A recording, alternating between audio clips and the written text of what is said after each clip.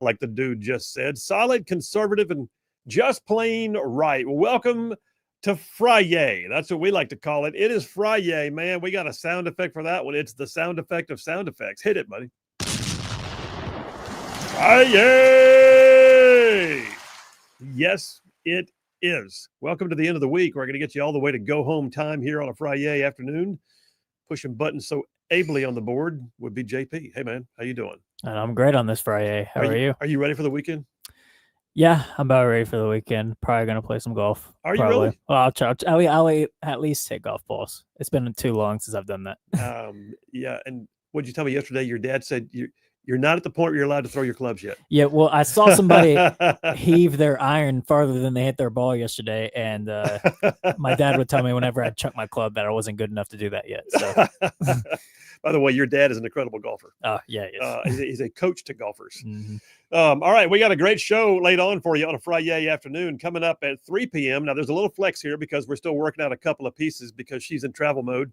But U.S. Senator Katie Britt is scheduled to be with us at the top of the second hour, so stand by for that.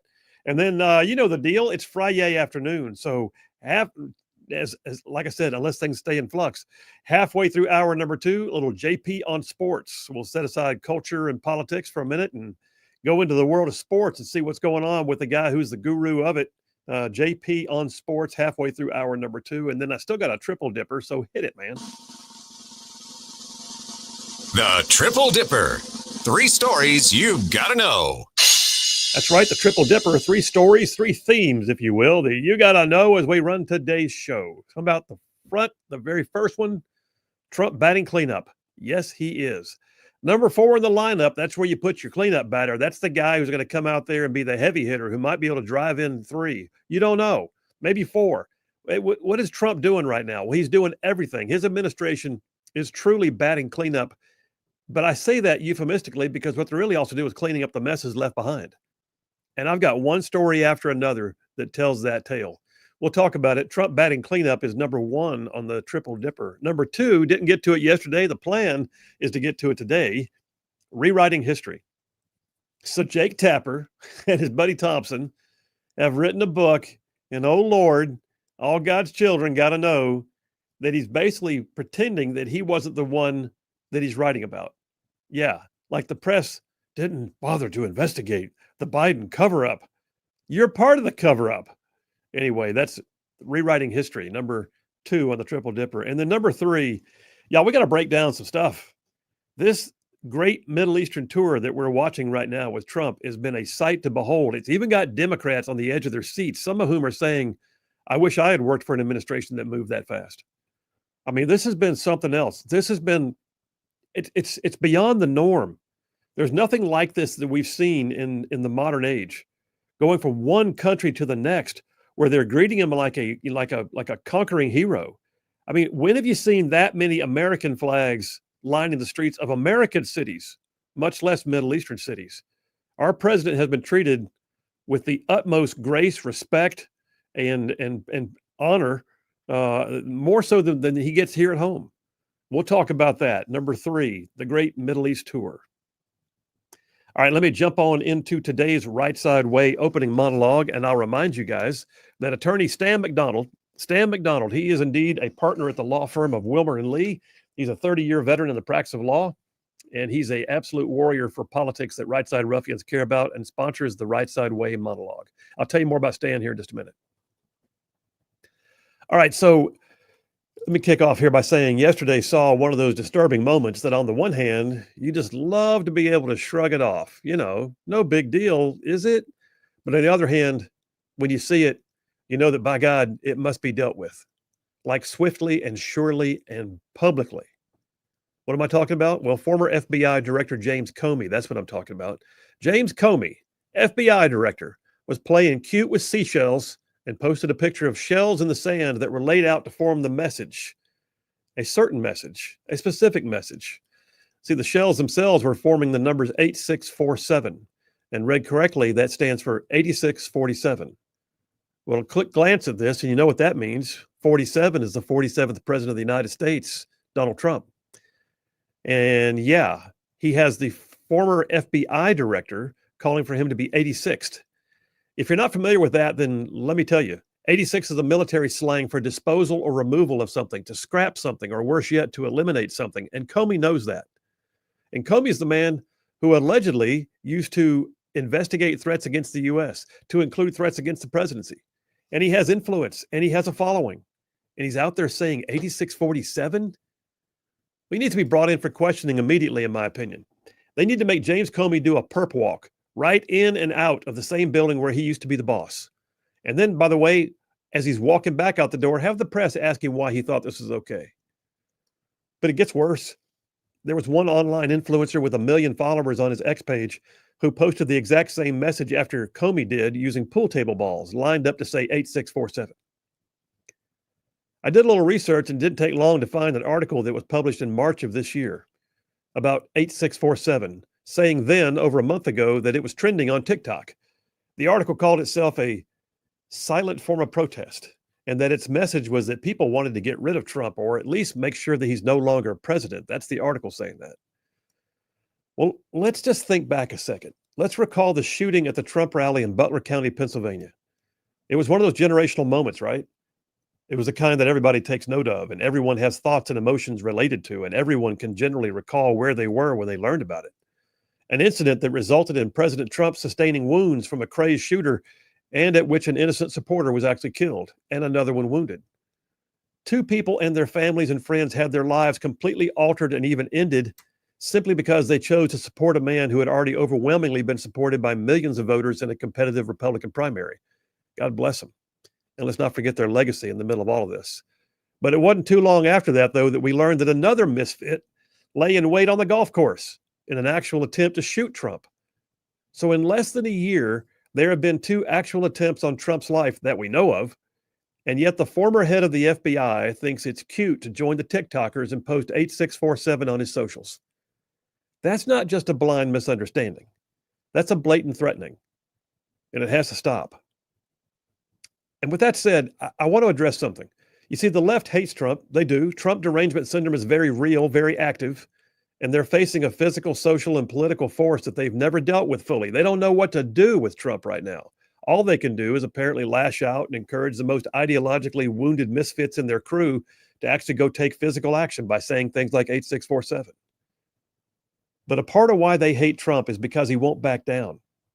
They've tried to sue him, convict him, bankrupt him, cheat him out of office, and even shoot him. And he keeps shaking his fist in the air and doing the Trump dance, and they hate that. It's because he has what I called last year in another monologue that I did. I called it bull moose gravitas.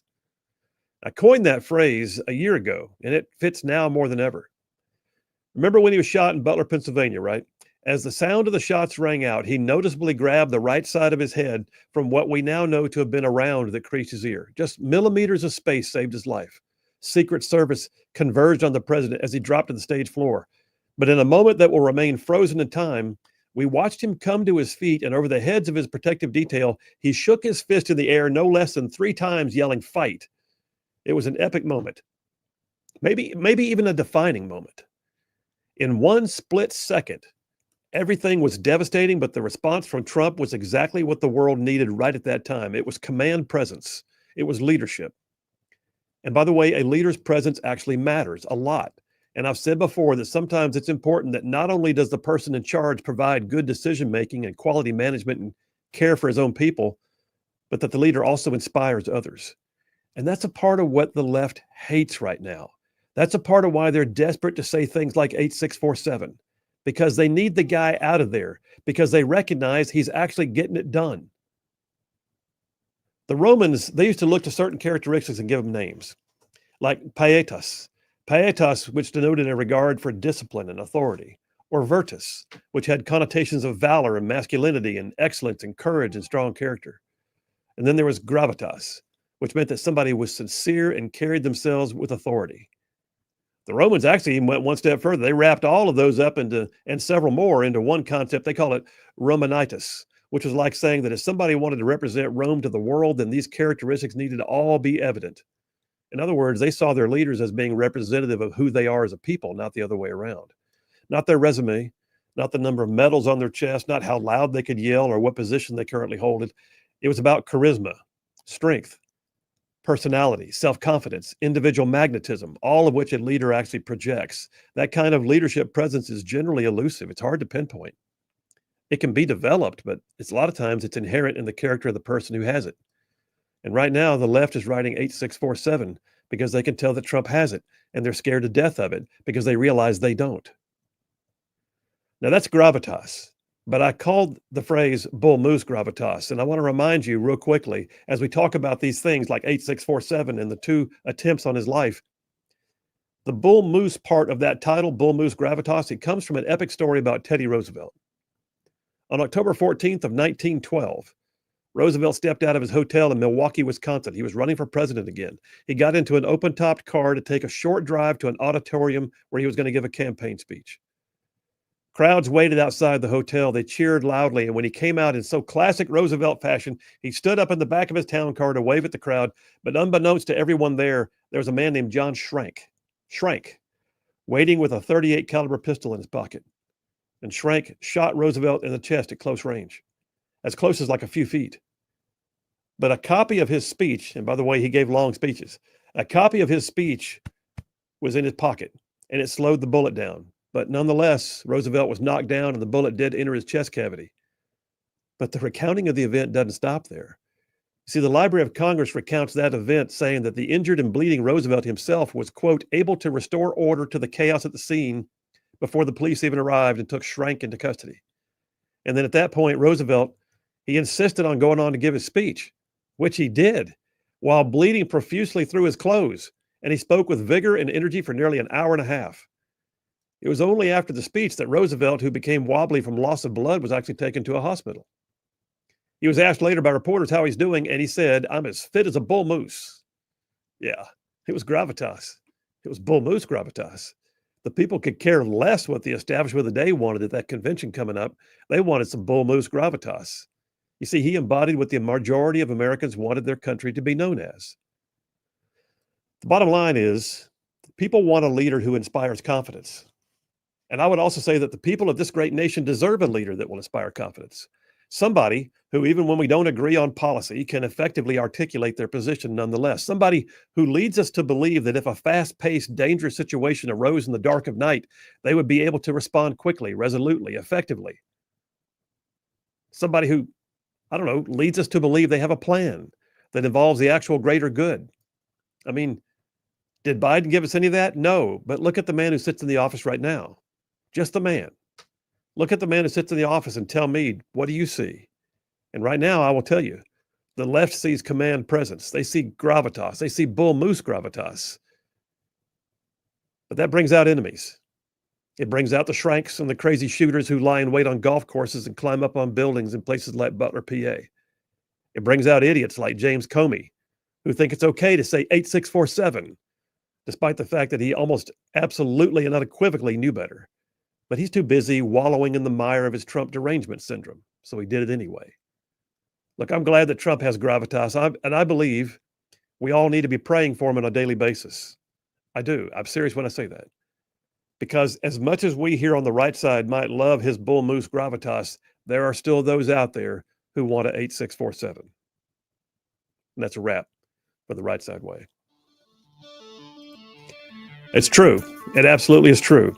Trump derangement syndrome is not only real, it's dangerous. 8647, I'm telling you, Jim Comey needs to do a freaking perp walk into the FBI building and explain himself. Phil Williams, Right Side Radio. Y'all stay tuned. We'll be right back.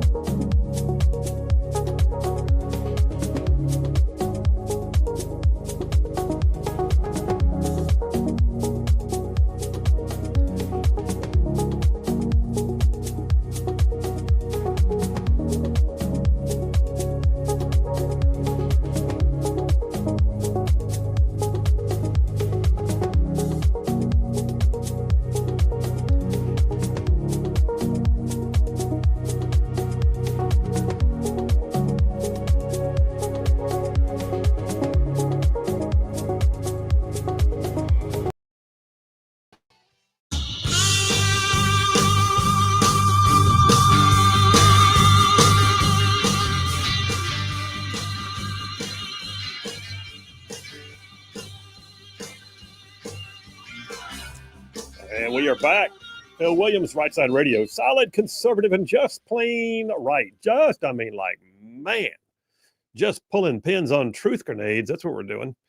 Hey, I got to tell you real quick. So the Rightside Way opening monologue every single day brought to you by attorney Stan McDonald. Stan McDonald, he's partner at the law firm of Wilmer and Lee. He's a 30-year veteran in the practice of law in North Alabama. And look, not only is Stan the kind of guy who's going to advocate and fight for your legal needs and your rights, but he has been an absolute warrior in the trenches for the politics and policies that Rightside ruffians have cared about so long. Yeah, he's an OG ruffian from way back. So look, Stan McDonald, lawyer, has represented his clients in literally thousands of real estate transactions over the years. He can stand up for you in every local, state, and federal court. I like to say if Stan McDonald is on your side, you're going to have no greater friend. Likewise, your enemies would have no greater foe. So the bottom line is this. You need a lawyer in North Alabama. He's an America First family man, and here's his phone number. You ready? Stan McDonald, 256-479-3020. Say it again. Stan McDonald. The law firm is Wilmer and Lee, 256-479-3020. Tell him you heard about it on Rightside Radio. And no representation made. The quality legal source be form is great. The quality legal source for the lawyers. Shut my mouth. That's about as close as you can get to a 10, I would say. That one just even felt good. Yeah. I think 9.9999. The fact that we talk about this every day is a hoot. By the way, speaking of something else that's every day, I got to do a shameless plug because we're pretty stoked. So we had something in the works for a long time. We got a brand spanking new, legit, real good podcast. All of our stuff is good, but this one we're really excited about this. It's called long form podcasting, which means we take more time. We develop a conversation. And this one is brand new, and it's called the Just Right Podcast with Phil Williams. We film it in our brand new podcast studio with the big fluorescent or neon sign of the Rightside Media logo behind us. And we interview people at length. The very first one comes out next week. You're going to want to hear it. It's with former Navy SEAL Jared Hudson, talking about his life in the SEALs, talking about his fight against human trafficking, talking about his faith and his family. So yeah, the Just Right podcast. And here's what we're going to do in honor of this. And by the way, I'm pretty excited. What day are we doing this Just Right podcast on Tuesday, right? Tuesday evening, 6:00 Central will be up. All right. So we got 3 in the can already, and we're going to do the first one rolling out next Tuesday, and there'll be Tuesdays thereafter.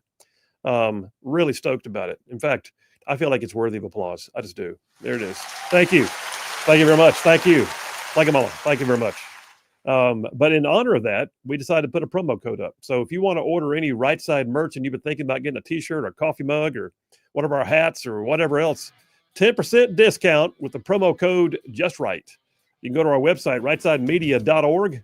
10% discount promo code of Just Right in honor of our new Just Right podcast.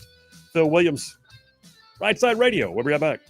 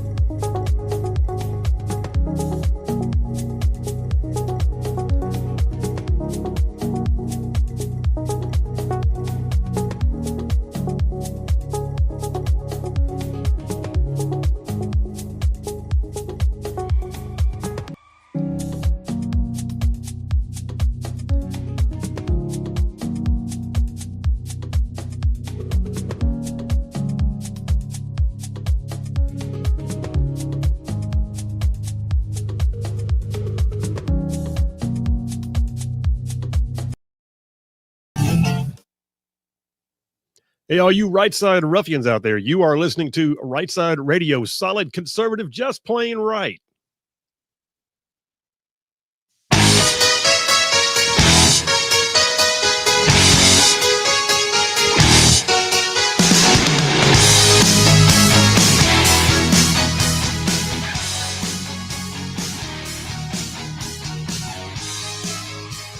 And we are back. Phil Williams, Rightside Radio, solid conservative and just plain right. Man, covering down on some major ground across the southeast U.S. of A. Y'all, I'm talking about this show. Whew. It goes like from Huntsville back on over to Chattanooga. I'm talking about from Tuscaloosa back on over to Gadsden. I'm talking about from all the way down to that lovely little village on the plains we call Auburn, straight across the border to what you get to call, once again, Fort Benning. And then big old patches of North Georgia and Mississippi thrown in just for good measure. And oh, by the way, that's just the radio. Just the radio. Yes, indeed. We got the huge opportunity for everybody in the whole wide world to go to the World Wide Web and stream this show live online every day. There's a bunch of y'all that do it, and we appreciate it. So thank you very, very much. I got to get some text messages. You guys are some texting machines today. What do we got here? Man, my gosh, I'm trying to figure out where to even start. I got to scroll down. Scott from Russellville says, another great monologue. Thank you, sir. Your monologue from yesterday had the desired result with my son in North Georgia. Thank you very much. Well, thank you. That is awesome, and I appreciate it. So glad. Thank you for sharing it with him. Jeff Rowe from Indiana says, Phil, on a scale of 1 to 10, what do you think the chances are that Comey just happened to walk upon those shells, or did he put the shells there himself to make the post? I think we need to lock up a bunch of people that certainly wouldn't hesitate to lock them up if they were Republicans. I agree, man. At the very least, make a public spectacle out of making him answer it. But yeah, to be honest, he didn't walk up on that in the sand, for the love. John from Huntsville, Phil, spectacular monologue. Also, did you hear that Russia and Ukraine agreed to a prisoner swap? I did not. He said, by the way, just wanted everyone to know that the severe weather is moving into the Tennessee Valley area tonight, possible tornadoes, they say. I'll tell you what, check with Brother the Weatherman and see what I'm sorry, Brother the Meteorologist. Hey, I call him Weather Boy. So Weather Boy. Does he respond well to that? He knows that I'm joking, so yeah. Red from Tony, Alabama says, him not knowing, meaning Comey, him not knowing what that means is like me saying I've worked in food for over a decade and still don't know the food safe temperature. There you go. Perfect. Scott from Ardmore says, Colonel, what can I say? You knocked it out of the park, sir. A triple plus. Thank you, man. Appreciate it, Scott. Maybe Comey's Purple Walk will be on your pay-per-view. Look, if they do it, I'll even go do a live stream if they'll let me. JT Lacey Springs says, Trump's being a good example of Tom Petty's song Won't Back Down in front of the gates or in front of the gates of hell, and he won't back down. That's a good analogy. Mike from Huntsville says, if Comey finds a cool shell formation that says 47 sleeps with the fishes, what do you think he'll do? Yeah, right. Gary MS from Huntsville says, what was the entirety of Comey's seashell post? It was something along the lines of, I found this cool shell display on a walk on the beach or something like that. Isn't that right? I was actually just reading the post he put up. He said, here, let me go back up to it. I posted a picture earlier today of some shells I saw today on a beach walk, which I assumed were a political message. I didn't realize some folks associate those numbers with violence. So that's his aftermath. That's his apology.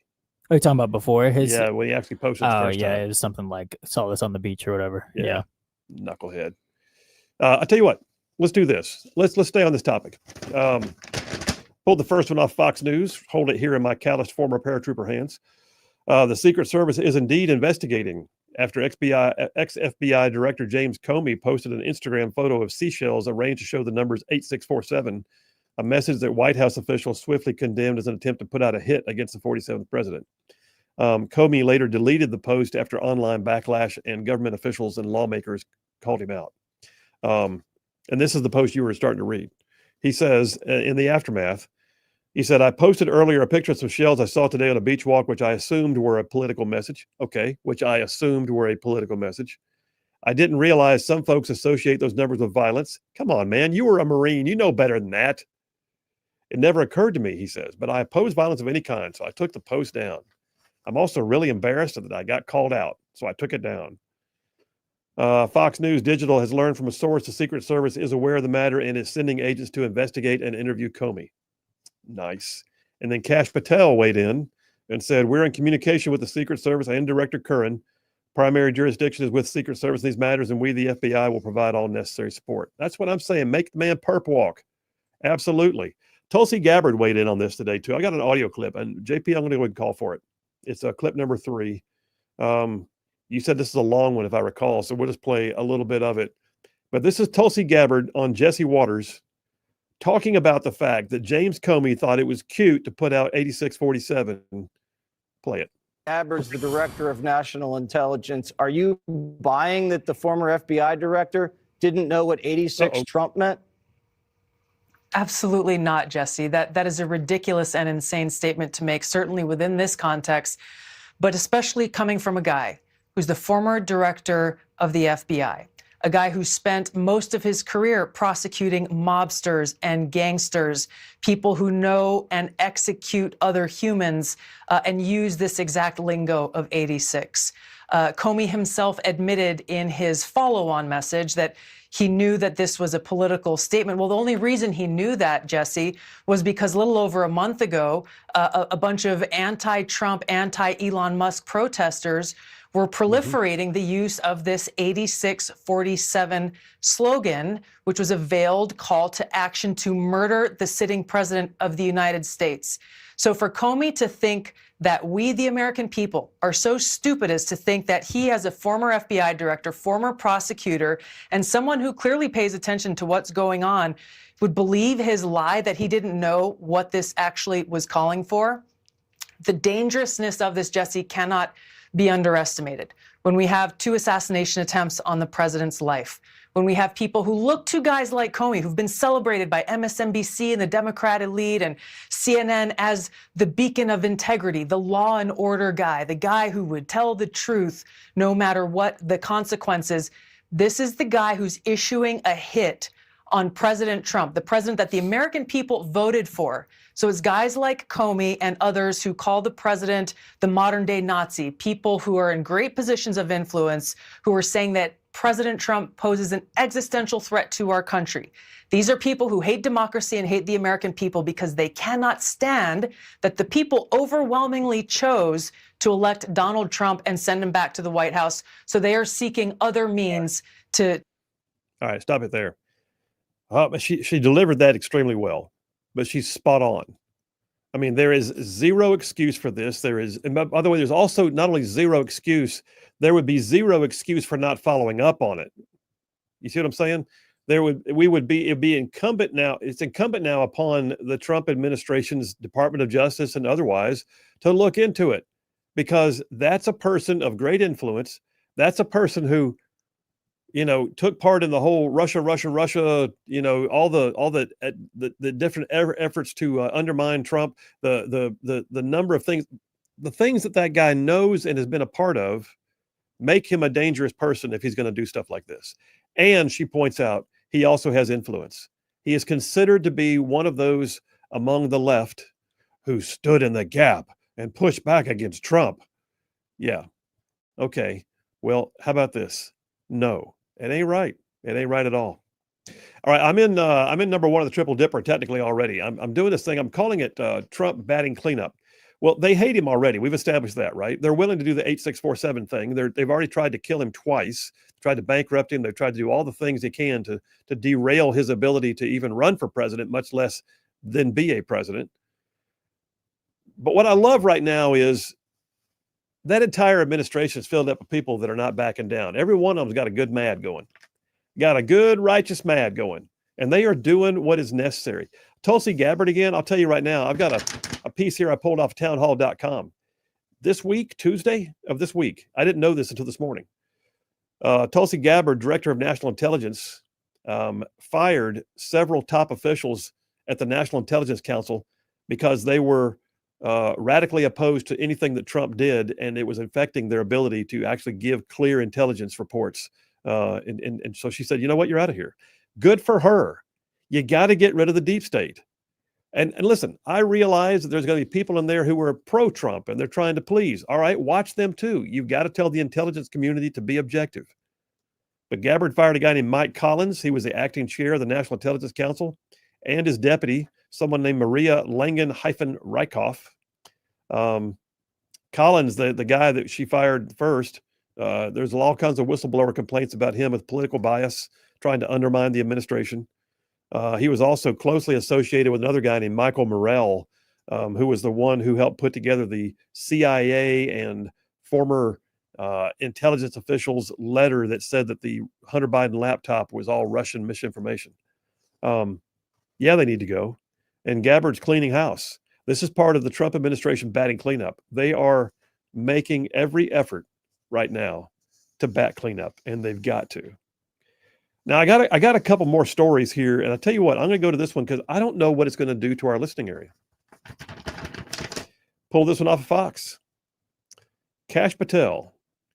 Kash Patel is basically doing two things. Number one, they're actively engaged. They just exposed a terror plot incident in Michigan. I don't know if you heard this or not, but I'm very familiar with a place called Detroit Arsenal. It's in the middle of downtown Detroit.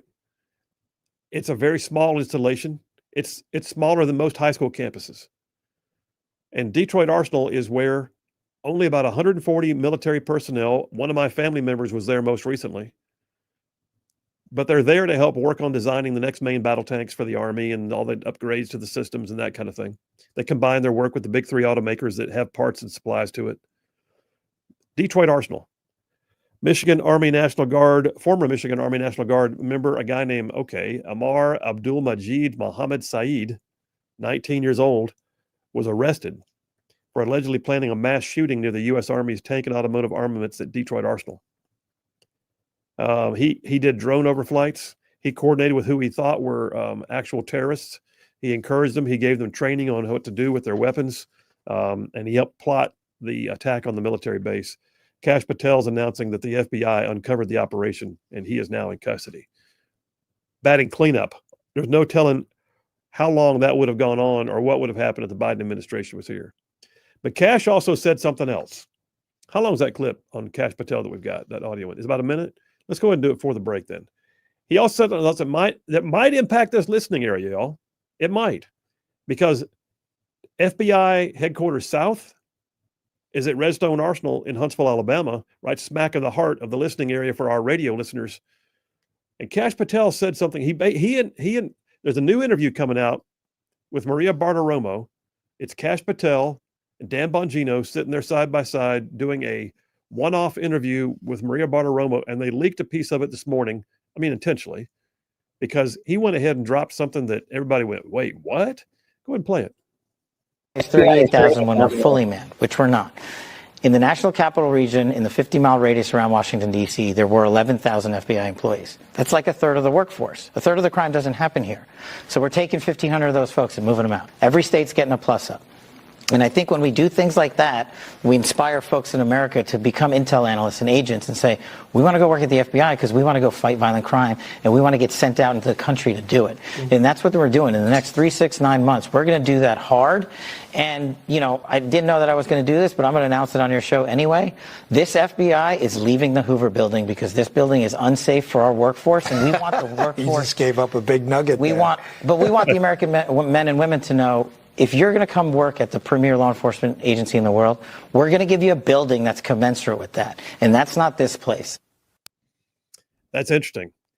They're moving at least 1,500 more employees out of D.C. They're moving everybody out of the Hoover building because he said it was, it's like 50 years old and it's just decaying and it's really not in a safe location. And they're going to get them out of the Beltway. And this is called batting cleanup. This is called fixing things that were left behind. And Kash Patel, the Trump administration, are using the FBI the way it's supposed to. They're basically interdicting violent crime, and they're getting outside of their offices and going back to the field to investigate crime and to keep the American public safer. That's a win, in my opinion. It's all part of the Trump administration batting cleanup. We'll take a break right now. We'll come right back. I got a little more on this. And then coming up top of the hour, we'll have a conversation with U.S. Senator Katie Britt, Phil Williams, Rightside Radio. Y'all stay tuned. We'll be right back.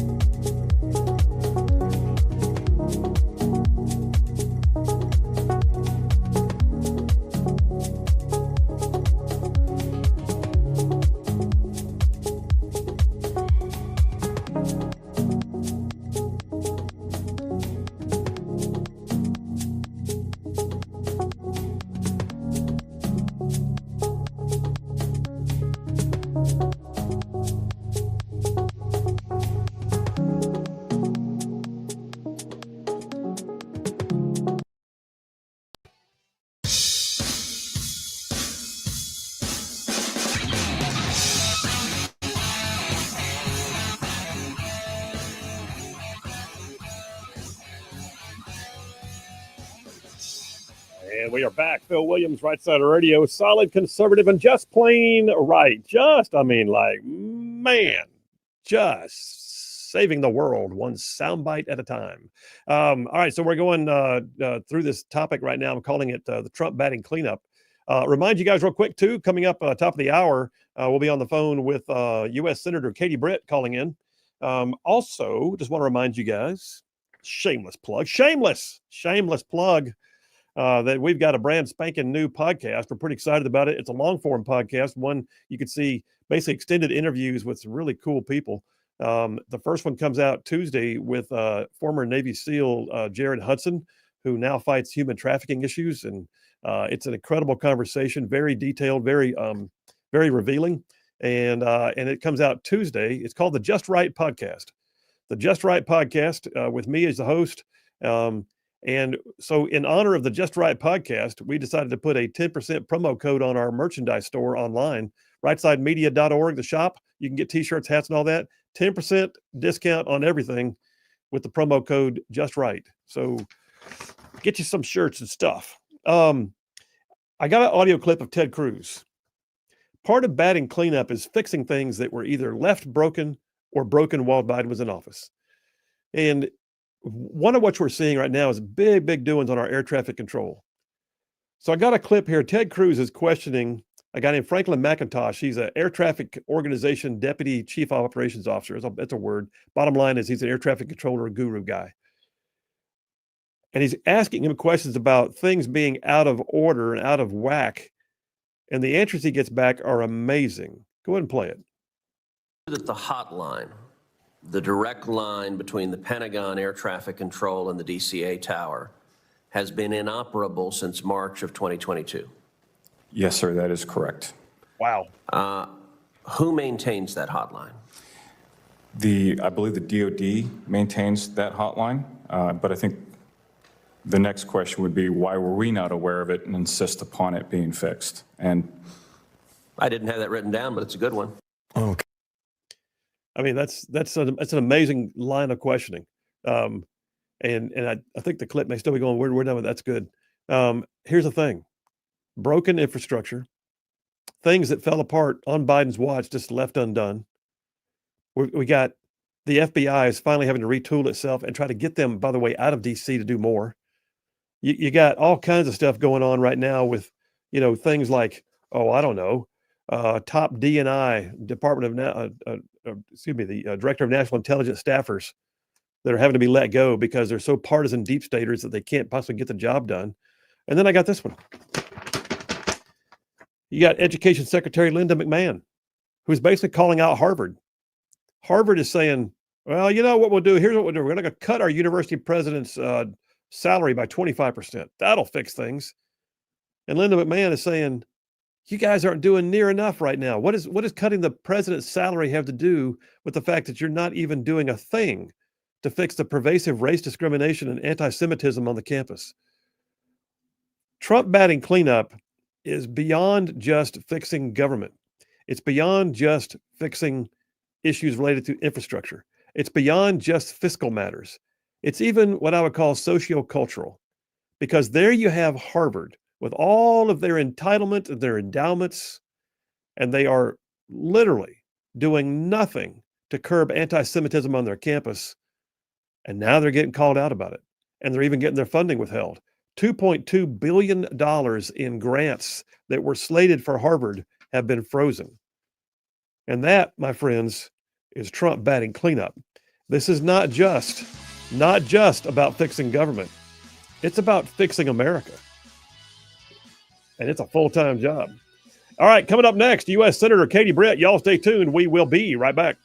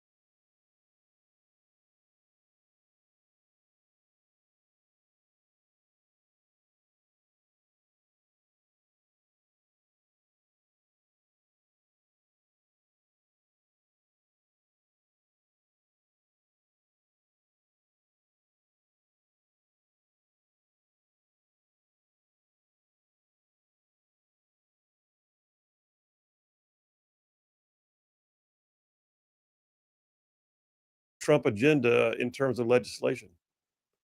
Yeah, so I'm really glad you brought that up. I have an outstanding call to one of my House colleagues to kind of get some background on exactly what happened and exactly what the pathway forward is.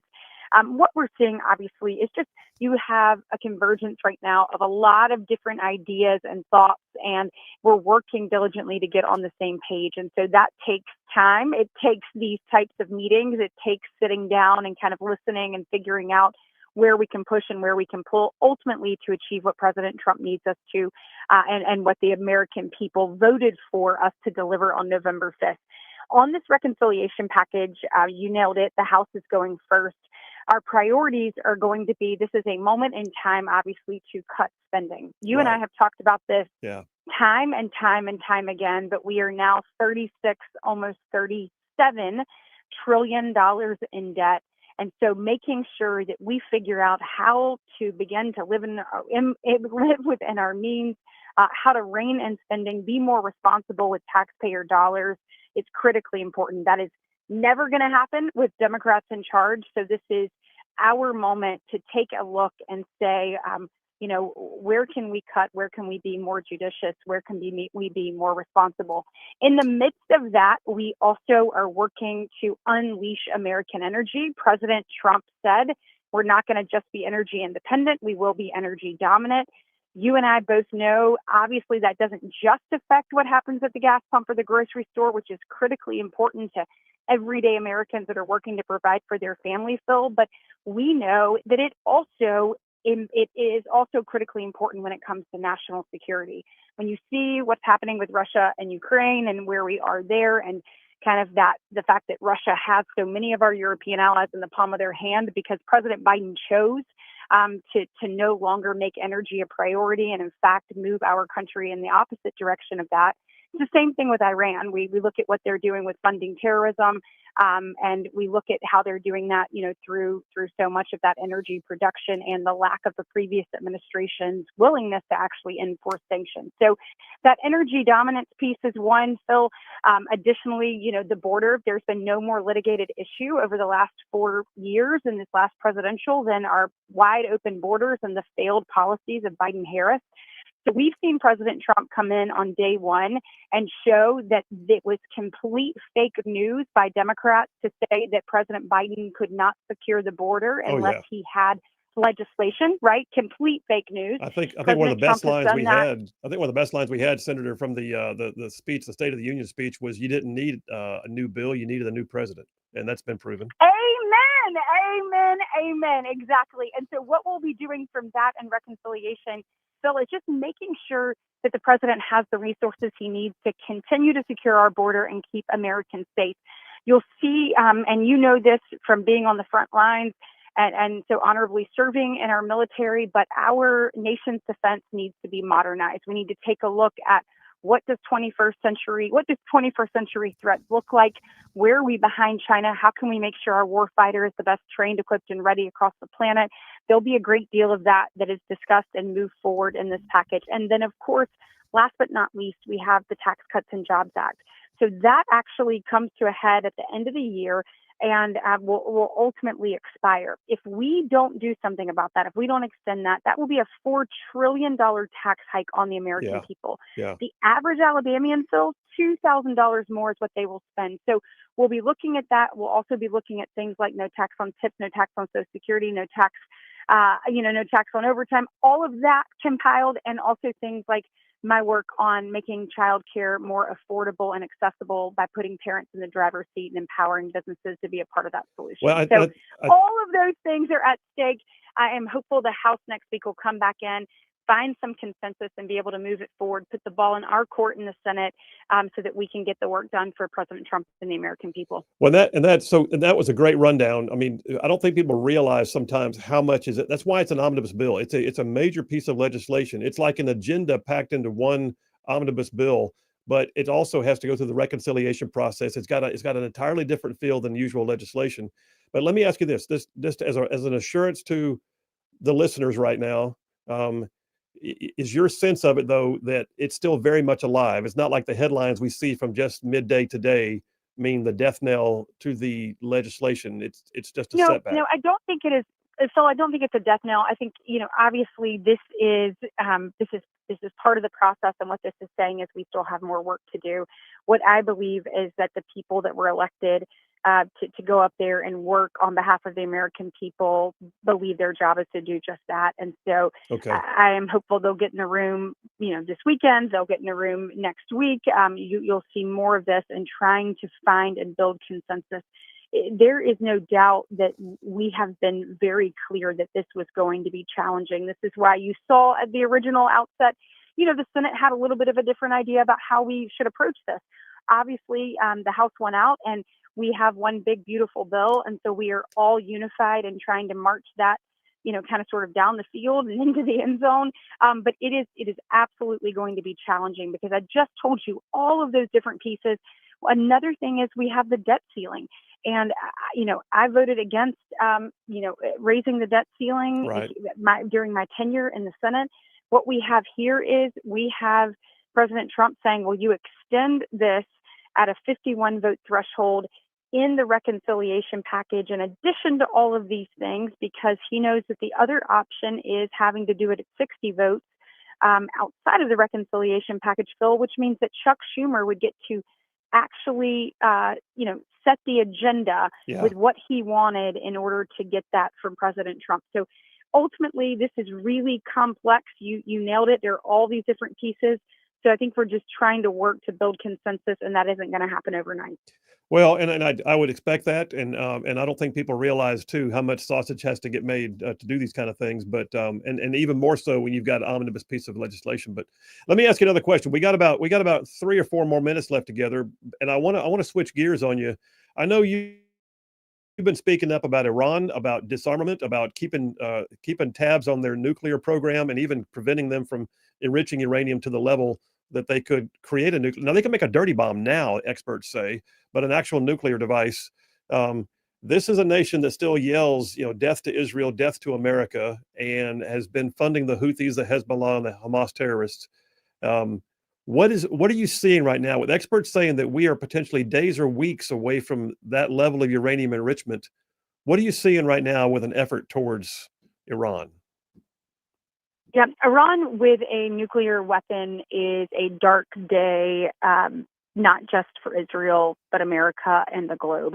It is critically important that we maintain strength in this and not waver. President Trump said he did not want to have a nuclear weapon. He has been clear about dismantling that program. We need to make sure that we continue to raise our voice, particularly as Senate Republicans, to say we stand with that. We want absolutely no enrichment. There is no need for it. You have a number of countries across the globe that obviously have nuclear power and do not have an enrichment program. And so we've got to maintain that, because you laid it out for your listeners right there, exactly what their plans are. Death to America, death to Israel. When they say that, we have to believe them. We know what they're doing with terrorism. You saw President Trump say, you've got to stop funding terrorism. Now we have to make sure that we actually, that we enforce these things. So I joined on to a letter about this. We've been pushing really hard. And I think it's critically important for the safety and security, not just of that region, but literally, Phil, the entire globe. So you'll see us, there's some different sanctions package, particularly, thinking about moving. Yeah. There's one actually for Russia, really placing those additional sanctions on there for them not coming to the table to create peace. Right there between Russia and Ukraine. There's also a sanctions package that may be moving with regards to Iran. So I think now is the time. No one understands peace through strength better than President Trump. And so I think it's critically important that we stand with dismantle the program and absolutely no enrichment. Yeah, well, I would agree with that. Absolutely. All right. Well, listen, we got about a minute. I got to say, I just saw an article in 1819 about you pitching Secretary Duffy from Transportation to widen I-65 down through Alabama. Are we going to get a wider I-65? Hey, you better believe that I am on it. When I have those opportunities, that's one great thing about being on the Appropriations Committee is the opportunity to put Alabama's priorities front and center in front of the decision makers. Told him President Trump had come out and said he was for it, wanted his support. We know how critically important that is for Alabamians from top to the bottom of Alabama, but also particularly during these summer months when everyone wants to go down to our beautiful beaches. So we're going to keep pushing on that, along with a number of projects we have throughout the state, from the Mobile Bayway Bridge to the Northern Beltway there in Birmingham. We've got some critical infrastructure projects that'll make a difference and ultimately create more opportunity for people all across our state. So that is what I believe y'all sent me up there to do, is to fight for things that help that advance our values and help our people. Well, good enough. Listen, Senator, thanks for making time. I know you very rarely get time with family and all that. You took some time out of some of that today for us, and we appreciate it. And stay in the fight, and we'll talk to you again soon. All right. Hey, it's an honor to be in the fight, and we're going to keep doing it. The American people deserve this moment. We're going to take our country back. All right. Thanks, U.S. Senator Katie Britt. We appreciate you. Well, listen, there's your rundown from D.C. I think a couple of quick takeaways from that. Number one is that there is a concerted effort from the legislature to get that Trump agenda bill together and passed. So there's headlines right now that are out. I mean, as of like right now, Fox News has a top headline that says handful of Republicans sink Trump's big, beautiful bill in a key House committee. It's not done. It was a procedural vote that kept it from passage. But my understanding is they can go back, iron out some differences. Some of the fiscal hawks are asking for more savings, and I don't blame them. And so that bill's not done, and U.S. Senator Katie Britt saying it's not done. And then the other was keeping Iran from getting a nuke. The legislature, the legislative branch, it sounds like is as much in favor of stopping that from happening as the actual Trump administration is. So I look forward to hearing more. And then widening 65, I'm cool for that too. All right, listen, we're taking a break right now. We'll take a break, get some text messages coming right back, clean up, and then coming up bottom of the hour, we're going to do some JP on sports. You guys stay tuned. We will be right back.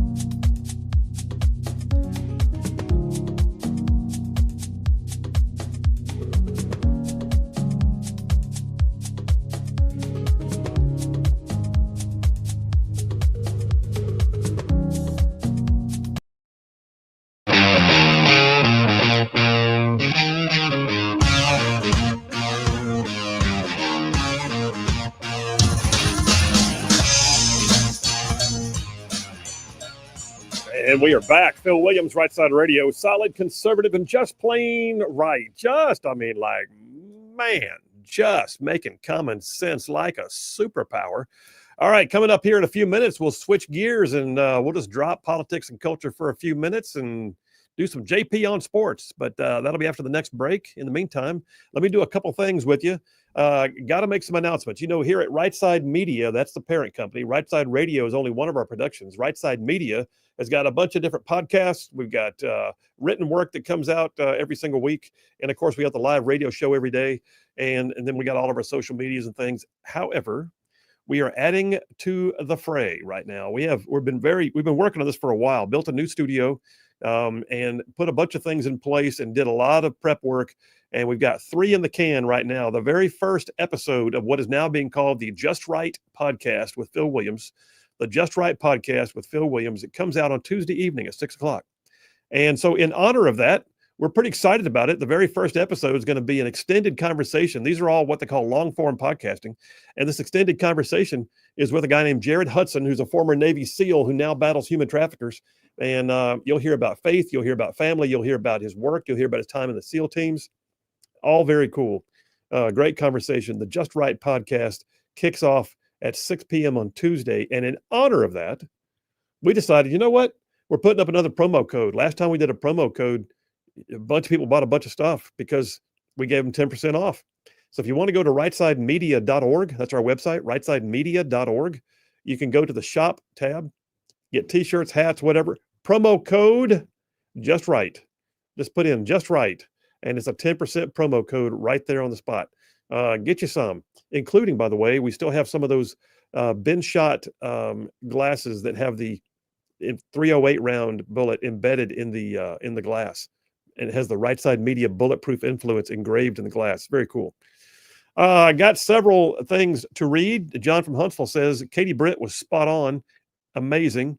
Also, JP, I want to know why the Cleveland Cavaliers got demolished in the NBA playoffs, because now my contest brackets are completely demolished.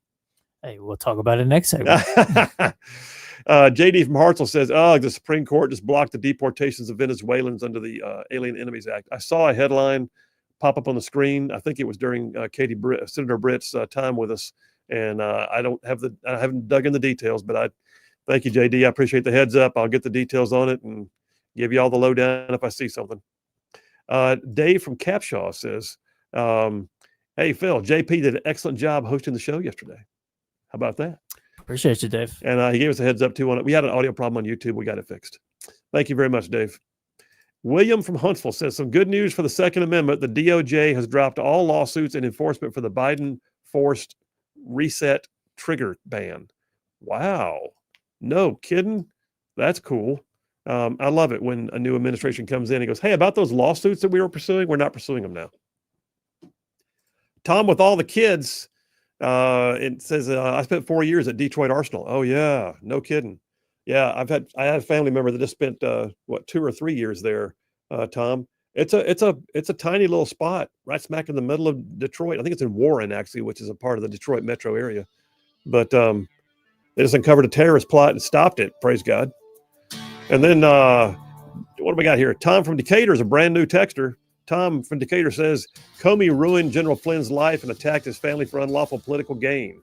Because of feckless Republicans and a rigged judicial system, he'll never be held to account. Well, I don't know. He may get some fool around, find out time here pretty soon.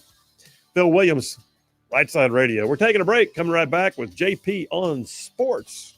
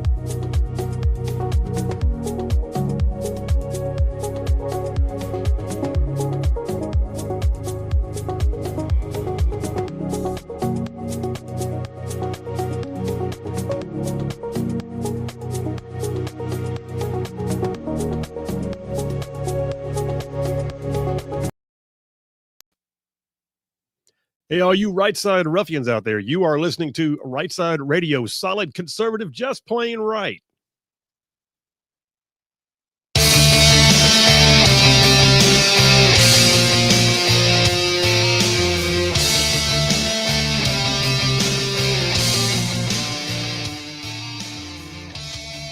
And we are back. Phil Williams, Right Side Radio, solid conservative, just plain right. Man, covering down on some major ground across the southeast U.S. of A. Y'all, I'm talking about this show. Whew.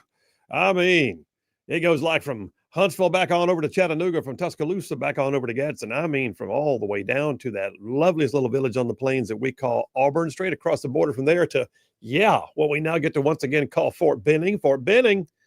And then big old patches of North Georgia and Mississippi thrown in just for good measure. And that's just the radio. Then there's our online audience that streams the show with us daily, just on the World Wide Web. Go anywhere in the big wide world and you can watch it. So anyway, love y'all. Appreciate the audience. Thank you very much. This is the time. It is Friday afternoon.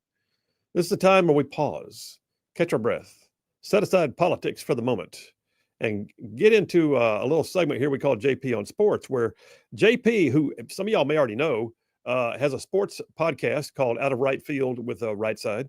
He also did have his own radio show until recently on Saturday mornings, basically off the bench on sports. The guy knows sports left and right.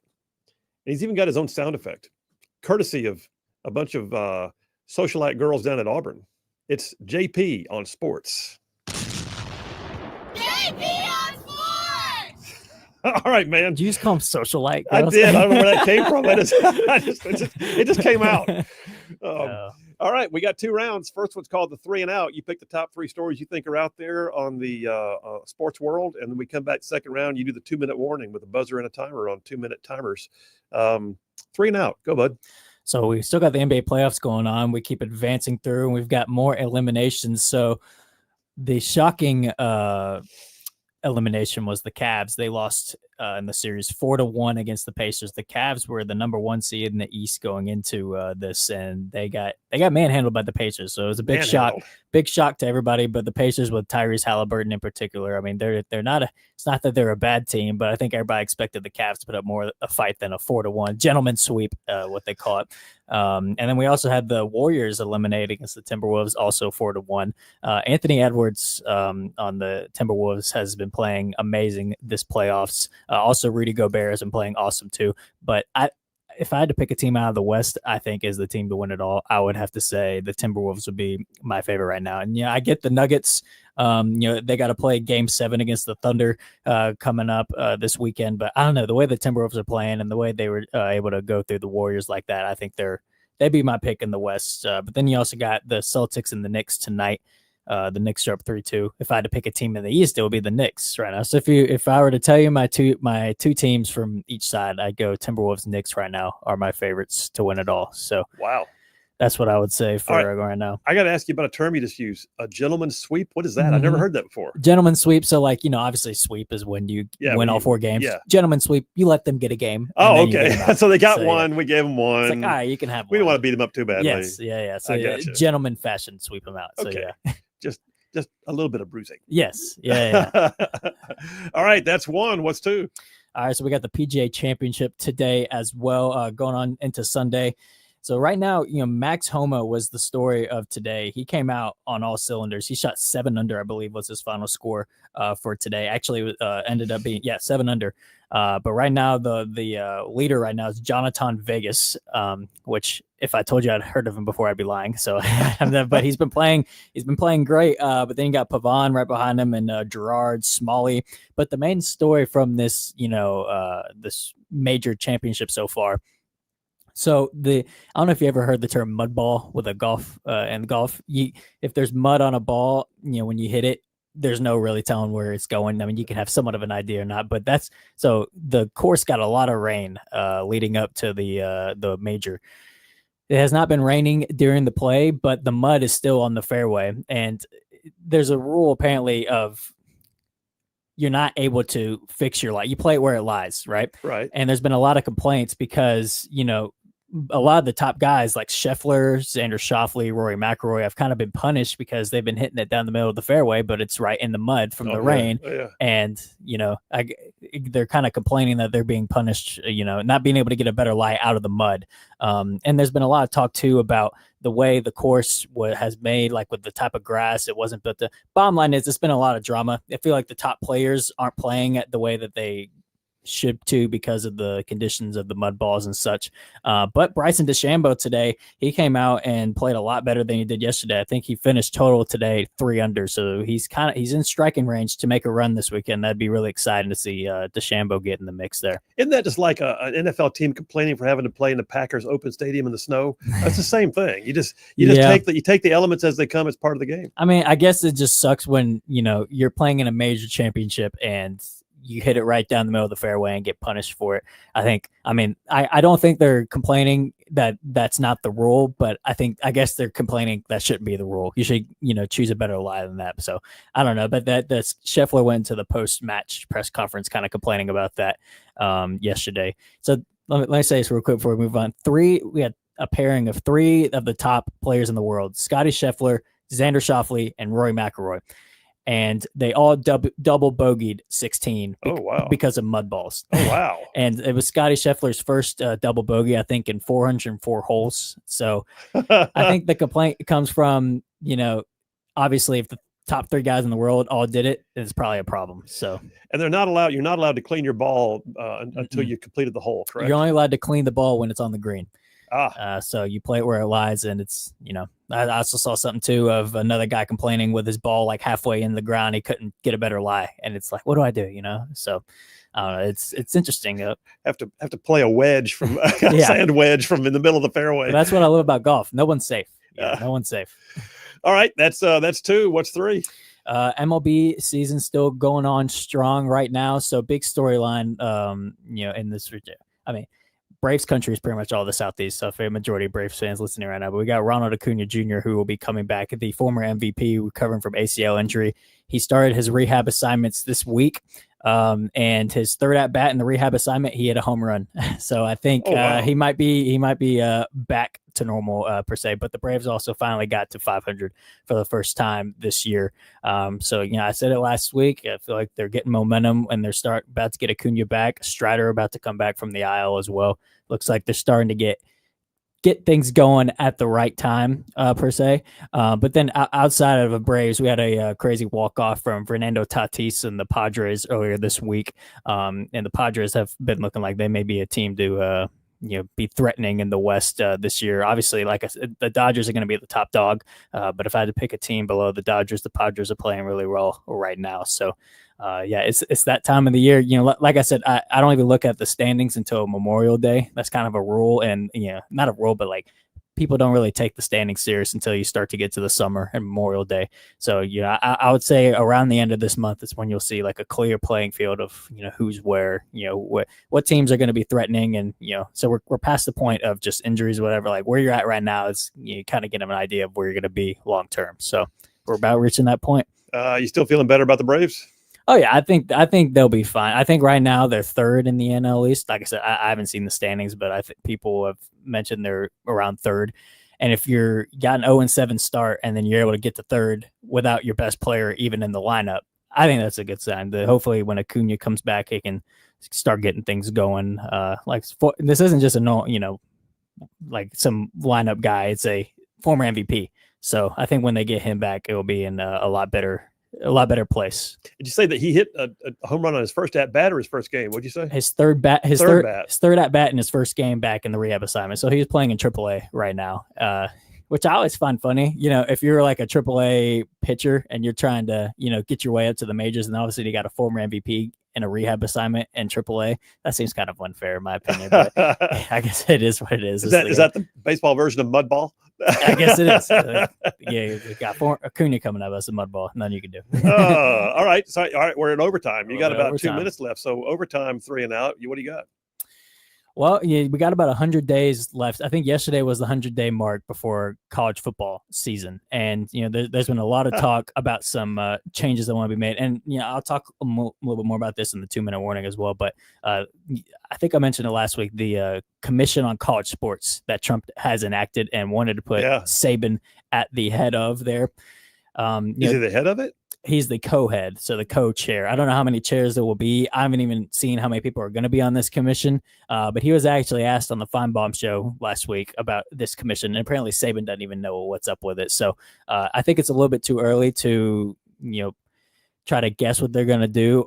But I would say, I think NIL this season right now, you got a long summer. If we're able to get this commission in the summer and get Trump's ear on things, I would like to see something major happen this offseason with NIL before it gets too out of control. I mean, I know I keep saying that, but I think right now is the time to strike. If we've got a commission and we got this offseason coming up, I think right now is the time to get something done. It's going to take legislative action, don't you think? At the very least, executive action. I like executive order, because I don't know. We've seen how long it took Congress to get a big, beautiful bill done. I don't know. I don't know if I trust them to get something done NIL wise before the season comes around.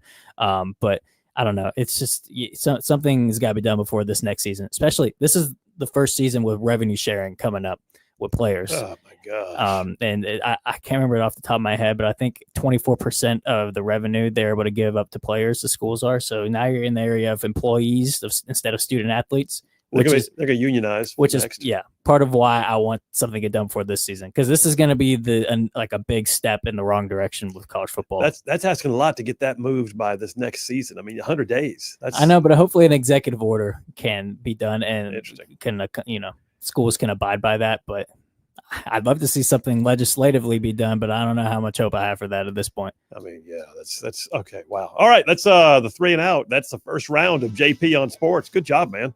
We'll come back from that. By the way, I love it when I throw overtime on you and you just keep rolling. I can find something. Sorry. All right. Phil Williams, Rightside Radio. Y'all stay tuned. Coming up next, round 2, JP on Sports.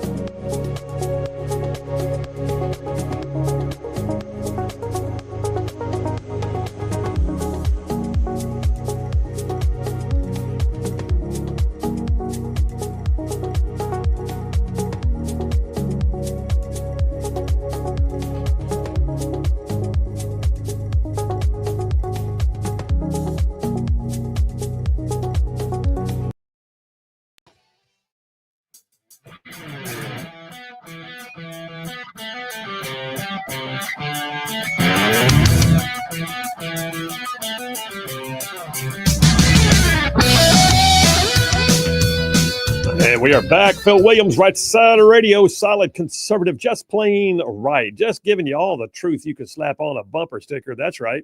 Going back to round number 2 of JP on Sports. Round 2 is called the 2-minute warning. I've got a timer and we got a buzzer, and he's got 2 minutes per topic. Anything in the world sports related? Ready? Go.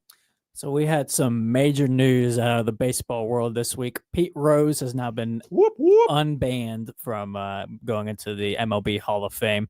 And also Shoeless Joe Jackson was unbanned as well. The MLB put out a statement saying something as how now that these players are deceased, they see them as their punishment being fulfilled or something like that, and doesn't see a reason to keep them banned if they're no longer here. But then on the flip side of that is, well, yeah, but you just robbed one of the greatest baseball players of all time from being inducted while he's alive because of your stubbornness or, you know, your inability to change. And this is the problem with MLB and baseball. There's so many people in the Hall of Fame, decision makers. They're so stuck in their old ways, and they won't put in players that should be in because of, you know, stuff like this, like with Pete Rose. I mean, Barry Bonds still isn't in the Hall of Fame, and you could think whatever you want about Barry Bonds, but I mean, he's the home run king of baseball, and they're still unwilling to put him in the Hall of Fame because of suspicions that he was on steroids. It's just ridiculous in my opinion. Pete Rose was still in that same boat. Hopefully this is a sign for change. I mean, hopefully it doesn't take until people pass away for them to be inducted into the Hall of Fame. But it's such a root problem with these journalists and people that vote into these players in the Hall of Fame. They're stuck in like 1985 or something. It feels like they're not able to change with the times. Who lifted the prohibition? Was it the same people who vote for who gets in, or is there a different board or panel that did the actual lifting of the prohibition? Do you know? I think it was the commissioner. I think Rob Manfred did. Rob Manfred is the one who put out the statement. So I don't know if it was exactly him or a commission he was on. But the way that they do it is journalists get approved to be able to vote. Yeah. And so it's a widespread. So many people who vote should not be able to vote for a baseball Hall of Fame, in my opinion. And this is another example of it. So thank God it's finally been done. But way far too late, and unfortunately past Pete Rose being able to be here to live through it. There's the buzzer. 2 minutes first. Clear the clock and ready. Next 2 minute go. So I talked a little bit about this earlier, but so the Regions Golf Tournament in Birmingham is the yearly annual thing. I don't know if you ever heard of it. It's pretty much everybody from Alabama and the who's who goes to this thing. Saban, Tuberville, Charles Barkley, Riley Green, country singer there too, but also non-Alabama people like John Daly was there this weekend. But there's a lot of Kirby Smart as well was there, and he talked about NIL, or there was a lot of talk about NIL amongst the college football coaches there. And Kirby Smart put out a weird statement that kind of shocked a lot of people. He claimed that we could eventually, within the next year or two, be at a point that schools are having to cut programs with this whole revenue sharing, like cut like swimming, girls swimming, for example, I'm just saying arbitrary track and field, whatever, male swimming, whatever, because of this new revenue sharing era that they're in, and that they're worried college football is going to suck up so much money from the school directly. They're not going to be able to afford to have these other programs anymore, which I guess a lot of people didn't realize how quickly that may be happening. He said within the next year or two that could be happening. And Saban, while he was there, also talked about the commission, like I mentioned earlier. But Charles Barkley had a funny quote. He said something about how he gives millions of dollars to Auburn every year just because he loves Auburn, but now they want him to fork up more money so that they can be good at sports. And he goes, "That's the most ridiculous thing I've ever heard," and something like that. Which it's just the resentment towards NIL amongst everybody this past weekend. I mean, there were so many quotes and tidbits, but I think the Kirby Smart one was the one that really shook people up. It's like, wow, we really could be at that point that, other programs besides college football could be going away because of revenue sharing. You can't sustain it. You're giving away because money's fungible. And when you're raising revenues for sports and then you're giving it away, all of a sudden you just took a major hit right off the top. It's a haircut. It's hard to keep pace. And now the NIL is not coming from collectives, but from the school itself. There's a buzzer. All right, reset the clock. We got time. Go for it. 2 minutes. So the transmania continues in sports. We've got another transgender athlete in California. A.B. Hernandez is his name. He won the girls' high school track state semifinal and is a transgender. And so my thing is, I feel like we've seen like 4 or 5 of these instances happening since Trump's executive order came into place. How in the world are we going to enforce Trump's executive order if people, I understand it needs to be codified, and unfortunately, Tuberville's bill got shot down. So I don't know. You talk about federal funding being paused. We saw that whole thing with Maine, and it ended up kind of being a win, but not really, just kind of a pause. But what do we got to do to get states to fall in line with this? Because this is just, in my opinion, this is just direct disobeyment. If you're going to continue to allow guys to compete in girls athletes in high school events, you're just simply disobeying the executive order at that point. And it's mind-boggling, but also just so frustrating that these girls who work so hard to be at that, get to the state semifinal, they gotta go up against a dude. And it's like, what can you do? Is he the one that did a podcast the other day and it was on it? It was talking about how proud he was going to stand up for, transgender rights and win the state championship so everyone would know. And I thought that's like making our case for us. I don't think that was him, but I did see something like that. And it's like, it's just amazing to me. And we saw the USA fencing testimony where Damian Leffelt, kind of doubled down on his stance that dude should be allowed to compete in girl sports. It's just like, there's got to be something that makes them obey and fall in line. And I don't know what it is, but apparently executive orders aren't it, because they keep doing it. It's amazing. Maybe cut their federal funding as a whole with these programs like USA Fencing. And there's 2 minutes. All right. Do you got time? What do you got? We got about 20 seconds. Well, then tell me all the good things you can in 20 seconds. Well, I guess a big news in the sports world. I guess the UFC had a lot of changes. We got Islam Makhachev, who left his belt in lightweight, is moving up to 170. We now have Charles Oliveira fighting Ilia Topuria for the vacant lightweight belt. We were waiting to see the result last week of Bilal Muhammad's fight, and he ended up losing. So Islam Makhachev will be going up to welterweight.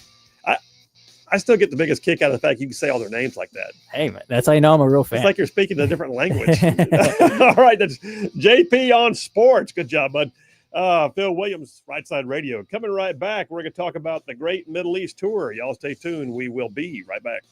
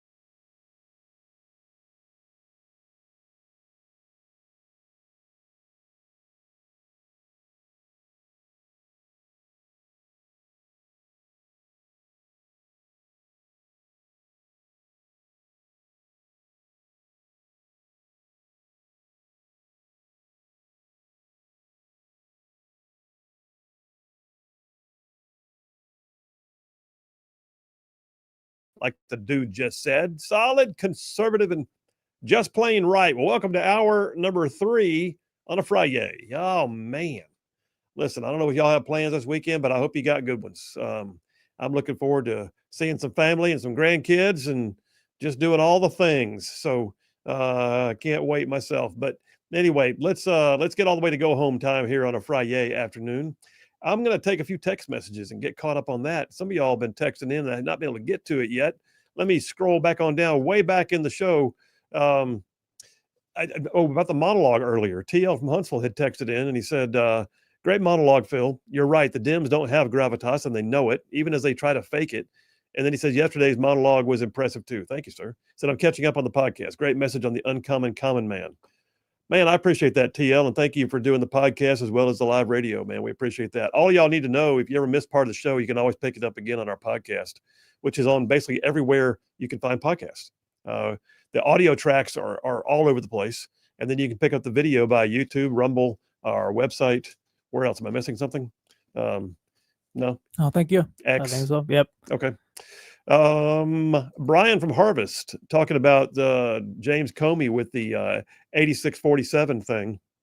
He said the term 86 came from restaurants. It was the 86th item on the menu. It was prime rib, and then that's what they would say when it was out. I've heard that before too, Brian. I heard it was more than prime rib. It's kind of funny. If you go do a search online, you find that 86 has 2 origins attributed to it. One is in the industry of the food industry. Excuse me. And the other is in the military. And the military flat out means an elimination of something, getting rid of something you don't need, DXing or get rid of something that is no longer considered useful. And then again, like you said, when something's out on the menu, the staff hollers out, we're 86 on whatever that is. Anyway, more to come, but I think everybody knows what James Comey really meant. And either Comey is lying that he didn't know that's what it meant with the term, or he's so bad at his job he actually didn't know what it meant. Yeah, like he's like way clueless. Yes. Just the old man yelling at people to get off his grass now. That's all we are. Tom with all the kids from Huntsville again. He says, that's right. Tom with all the kids was stationed up at Detroit Arsenal, where they just stopped a terrorist incident up there. Somebody planning to shoot up a military installation in downtown Detroit, where I've had family work before. And Tom with all the kids in Huntsville, he also spent 4 years up there. He said, I got to play with robots and tanks for 2 of those years. The other 2 was with the Future Combat Systems. Yeah. Well, then my family member worked in some of the same departments. Jeff Rowe from Indiana checking in. Say, Phil, the news announced that the Dow Jones Industrial is up for the year and already, so I guess all those panicans made someone else rich. Panicans. Do you have it? Didn't want to play the first time. We got to use that more often. We got to find a reason. But apparently it causes people to lock up their brakes when they're driving, so we got to give them a warning. More than one person has said, my gosh, before you play that again, please give us a warning.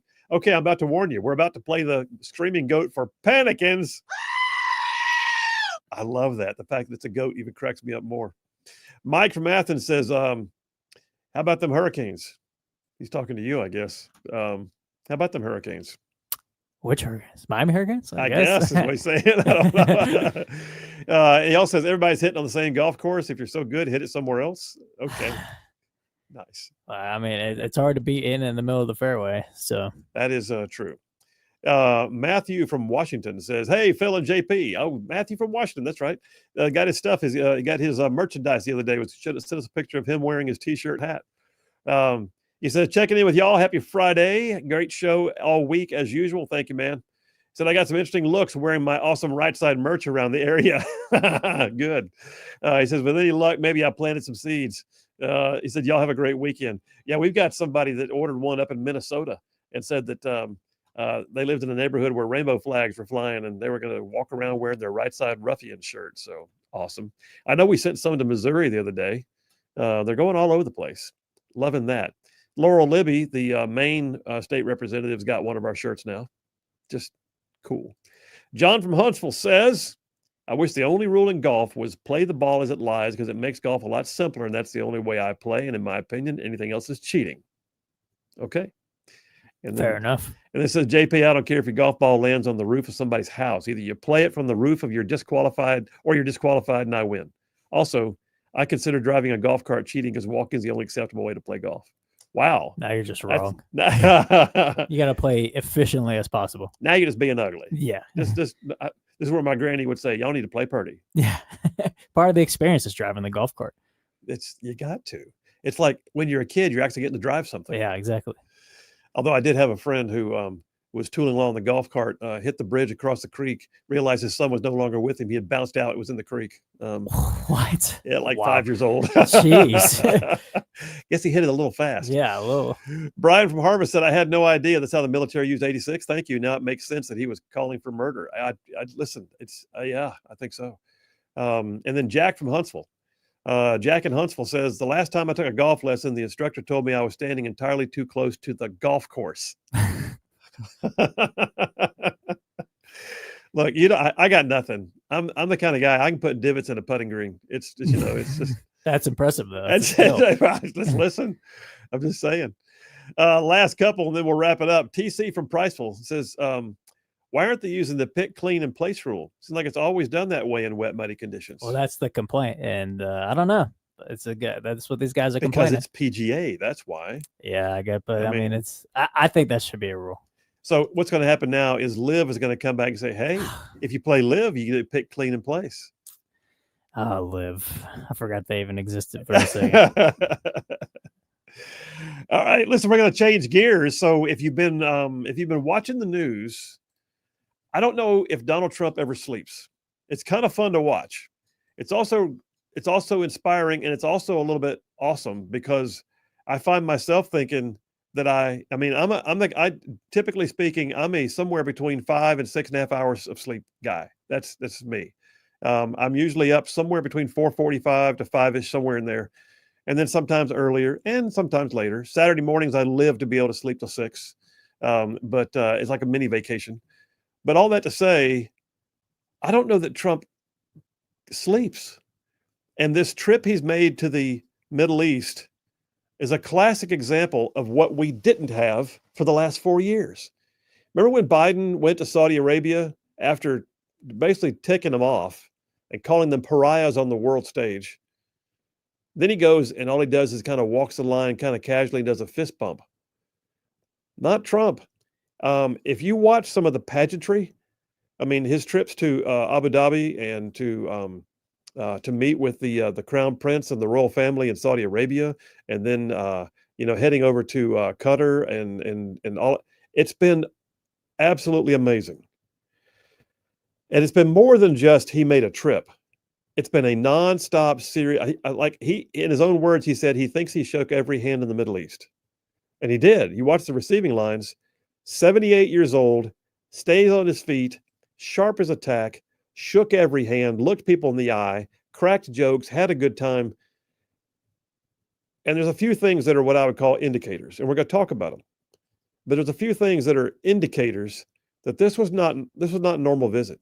I mean, some of this stuff, like, did you know he's the very first U.S. president to ever visit Qatar? I did not. Yeah, and it made an impression on them. And I'm not going to try and pretend that all of a sudden they're all just wonderful. There's nothing bad that comes out of their countries. That they're that I know, and I'm very aware the 9/11 attackers were originally of Saudi Arabian descent. They were also Wahhabi extremists who were living in Afghanistan for part of that time. But all that to say, what Trump has done in just the last 5 days on a trip to the Middle East has been something to behold on a variety of levels. It's been something to behold in terms of foreign policy. It's been something to behold in terms of investment back into the United States. It's been something to behold in terms of watching an American president be received by foreign nations who were literally excited that he was there.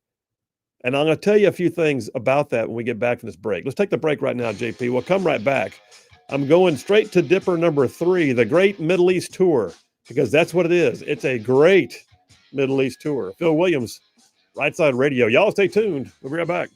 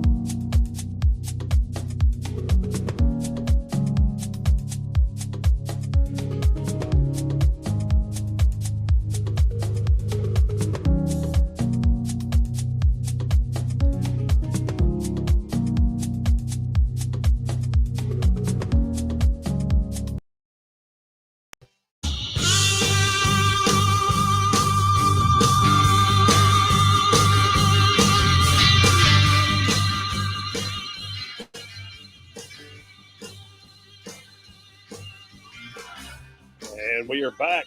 Phil Williams, Rightside Radio, solid conservative, just plain right, just saving the world one soundbite at a time. I'm in a dipper right now I call the Great Middle Eastern Tour. It is. I mean, listen, nobody's seen anything like this in modern history. I'm not being just, it's not hyperbole is what I'm trying to say. That's not just being outlandish or trying to be, a big Trump fanboy. That's not me. If he does something wrong, I'll call it out. But I'm going to tell you right now, what we've been seeing over the past several days on his Middle Eastern tour has been nothing short of a masterclass in how to build relations. It is. It's a masterclass in how to build relations. Does he go in there believing that everything that they say or do from now on means that they're suddenly all on our side and we don't have to worry about anything coming? No, not necessarily. But he went in there respecting who they were, but also demanding that they respect who we are. And they did. And I'll just tell you from my time in the Middle East, the Middle Eastern cultures, especially the Gulf Arab cultures, they have a great deal of respect for people who do what they say what they do, walk with authority, and have a sense of power projection. And Trump definitely does all of that. At the same time, he's very relational. It's kind of fun to watch. I mean, you think, okay, President of the United States, he's a billionaire. It's kind of like this figurehead. You'll never get close to him. And yet there he is yucking it up and, just basically like building relationships. So there are several things that happened. I think you need to pay attention to a few things he did. Trump didn't go over there like Biden. By the way, keep in mind, Biden in March of 2022, does anybody remember this? In March of 2022, it was reported that Saudi Arabia's crown prince declined a phone call from Joe Biden. Like basically wouldn't take his call. Like, oh boy, that's a really bad deal. It was back when all the U.S. was seeking Saudi Arabia's help getting increased oil production while we're cutting our own. And then we're yelling at Saudi Arabia. And, it was just a total Biden debacle, the energy situation. And Saudi's Crown Prince Mohammed bin Salman declined a phone call from the President of the United States. This week, the Saudi Crown Prince himself, but listen, in that culture, this is a massive deal. The Saudi Crown Prince himself walked out on the red carpet to the airplane to greet President Trump when he arrived, met him at the plane, and then walked him back to the plane when he left to see him off. And it looked like two best friends. I mean, I don't want to try and read too much in it, but the expressions on faces and the laughter and everything, there's no way you could look at that and say that seemed genuine. And yet just 3 years ago, that same crown prince wouldn't even take Joe Biden's phone call. How about that for a changeover? I mean, Trump flew in and he had everything from fighter jets and massive chandeliers and cyber trucks, escorting him. And one of the things that's most impressive to me is I don't think I've seen that many American flags flying in our country. But in every country he went to, whether it be the UAE, Saudi Arabia, Qatar, they lined the streets. They lined the welcome centers. They lined the hallways. He walked through progressions of people waving American flags and celebrating his arrival. Well, did you see the Burj Khalifa too? Had the American flag, a picture up on. That's the largest building in the world. Mm-hmm. Oh, that was very cool. Yeah, it's up on the live stream right now. If you want to check it out. Oh yeah, great job. Yeah, if you're watching the live stream, we got a picture. What's it called? The Burj Khalifa in the UAE. Yeah, it's the tallest building in the world. Mm-hmm. Which, by the way, it's scary tall. Oh yeah, it's like way scary tall. How do you build that on the sand? Anyway, it's got to go way deep, I guess, in the foundations. But yeah, they lit up the tallest building in the world in the UAE with the American flag, and I don't mean like on part of it. The entire building is a giant American flag. Just very cool. Everywhere you look, stuff like this was happening. There was one situation though that really got people wondering what just happened. So when Trump came into the UAE, the United Arab Emirates, there was a scene where he's walking through like a gauntlet of people who are clapping and cheering, and I get it. Some of that was put on. I mean, sure, it was. The fact is, they put it on. That's important. It's more than symbolic that they chose to welcome him that way.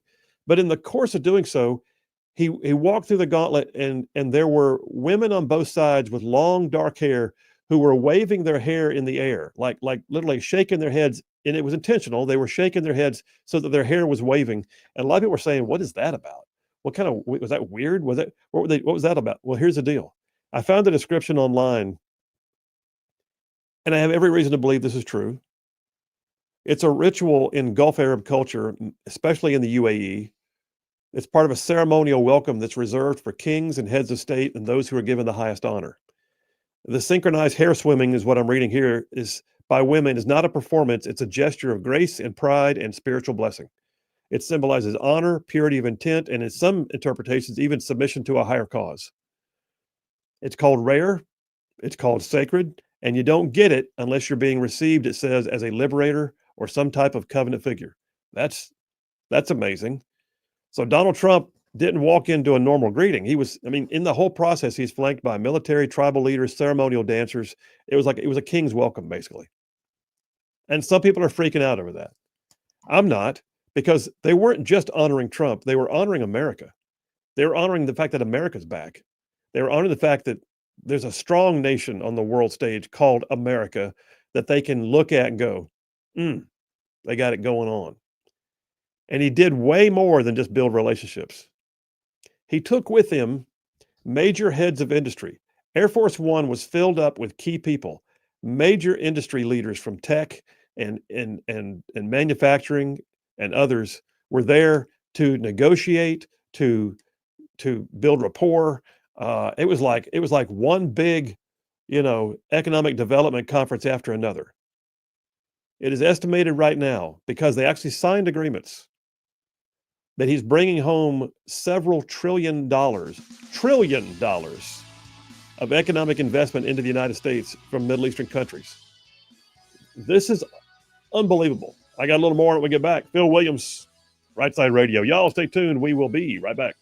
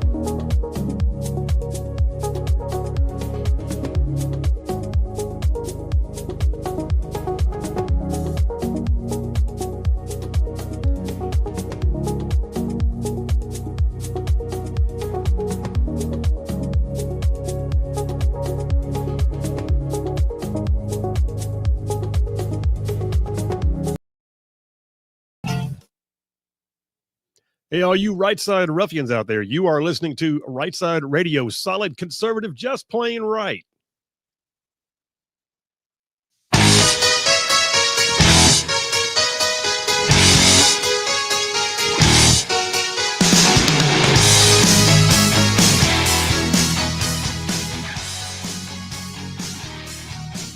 And we are back. Phil Williams, Rightside Radio, solid conservative, just plain right.